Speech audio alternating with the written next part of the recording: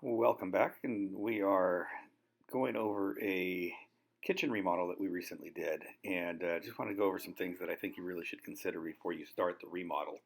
And part of it is just laying out the process and how everything works.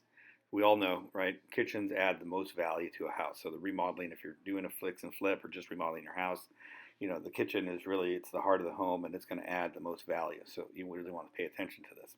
Open concept kitchens are probably the most popular right now. In this case here, consider removing those upper cabinets. Notice there's no dishwasher here, so obviously dropping a dishwasher. And the whole workflow of this kitchen overall is just, it's poorly laid out.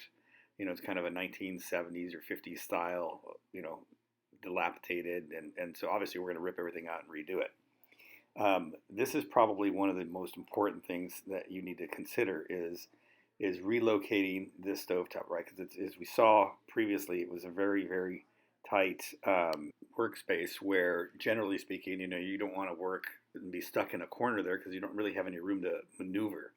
So the best thing to do is just lay out the workspace on a piece of paper or a computer program here.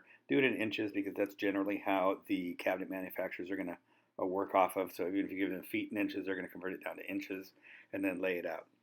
So ideally what you want to do is create more open space, lots of counter space, and have that open feel. Very important is to create this work triangle, right? So the work triangle is basically the space between the kitchen, the refrigerator, and the stove. And you want to have the triangle form because that seems to be the most optimal environment in which to cook in. So just keep that in mind, widen triangle spacing. So here's the after of what we did. And you can really tell that the space has opened up. We got rid of the upper cabinets. We put a wider peninsula, so it's a more of an eat-in, did the waterfall, and widened the space. Really large size, oversized kind of professional refrigerator here. From this angle, you can really see how much wider it is because we moved that peninsula over almost 2 feet to give it more walking area around this large fridge. Dropped him a stove, in this case here, the Viking stove. We had it custom painted to match some of the accent walls that we did.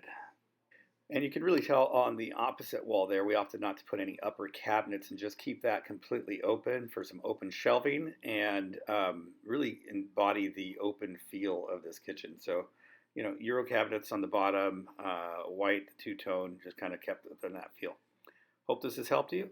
Give me a call. I'd love to do some deals with you and look forward to hearing from you guys soon.